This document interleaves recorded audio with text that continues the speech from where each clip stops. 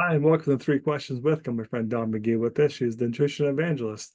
Good afternoon, Don, and welcome to the show. Hi, Kevin. Thanks so much for having me. So, Don, I've been cursing you nonstop recently because I'm actually trying to do a better job of thinking about what I'm putting into my body. So I've been tracking my macros like a good little doobie, and man, is that frustrating. I'm like, oh, I think I did good. And then I look at my program and like, nope, that was a way too many carbs today. Or nope, you didn't have any carbs today. As I'm trying to figure it all out, what advice do you have for someone who's trying to do a better job with their macros? Well, Kevin, I love that you are working on your health. Absolutely. Tracking is a good news, bad news kind of situation, right? Because tracking gives you data. Data is good, awareness is good, and yet sometimes that adds to your stress, and stress is bad, right? So you have to strike a balance with everything else. I mean, almost every time we talk about balance. And so, I would say, by all means, keep track of what you're eating, right? You want to balance your protein, your fat, and your carbs with every meal. And don't stress too much about it because, right, this is an amazing first step to take.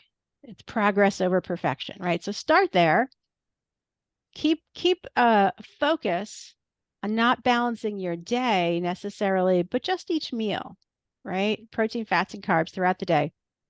And that'll keep you balanced throughout your day, keep your blood sugar stable overnight, and you get up and you do it all over again the next day. Um, and you'll learn as you go, Yep. right? When I first started trying to change my eating habits all those years ago, I didn't know what I didn't know, right? You start to read the ingredient labels and you're like, whoa, I didn't know that that was in here. And so you start to make different choices. But hey, Rome wasn't built in a day. My biggest advice to you is to breathe. Just breathe.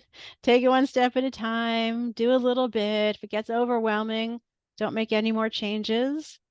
When you feel pretty good about where you're at, say, all right, how can I tweak this a little bit more going forward? Does that make sense? It does. One of the things I found that was helpful was to actually plan out my day. Yeah. Yeah, I know I'm going to eat this for lunch.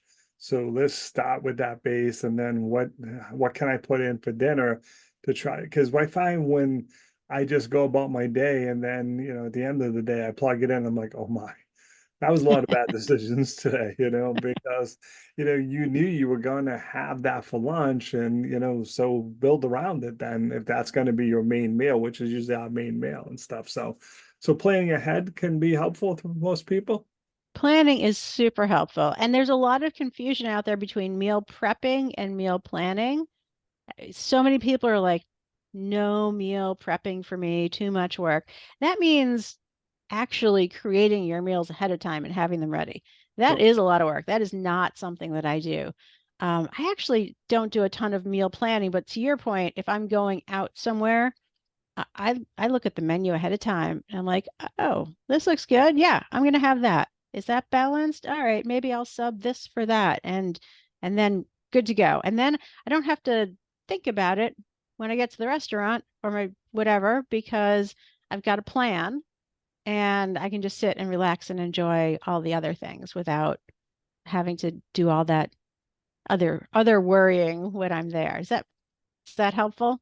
Yeah, I like that because you know what you're going to eat. Because sometimes if you don't plan ahead, you get there and maybe it was a bad afternoon or whatever, and you're like, man, cheeseburger time or whatever your thing is, because you didn't go in saying, okay, I'm going to order this and stuff. So to your point, when we've been going out to eat, I'm doing the same thing. I'm looking at the menu and I say to my wife, what is the healthiest choice here?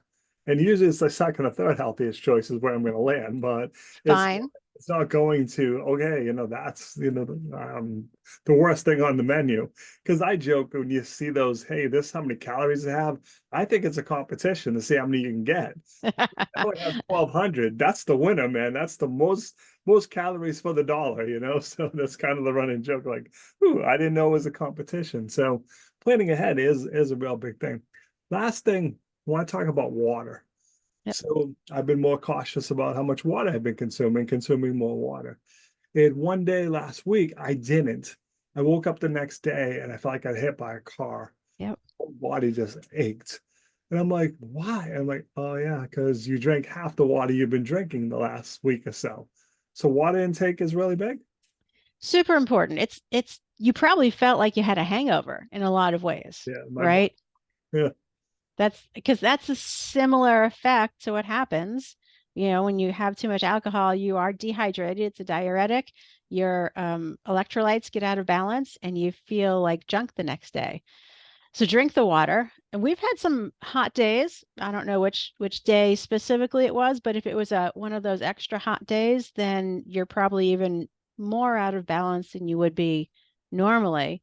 Maybe add some electrolytes, pinch of salt to the water, just something to sort of keep you in balance. And then you wake up feeling a whole lot better the next day instead of feeling like you got hit by a Mack truck, right?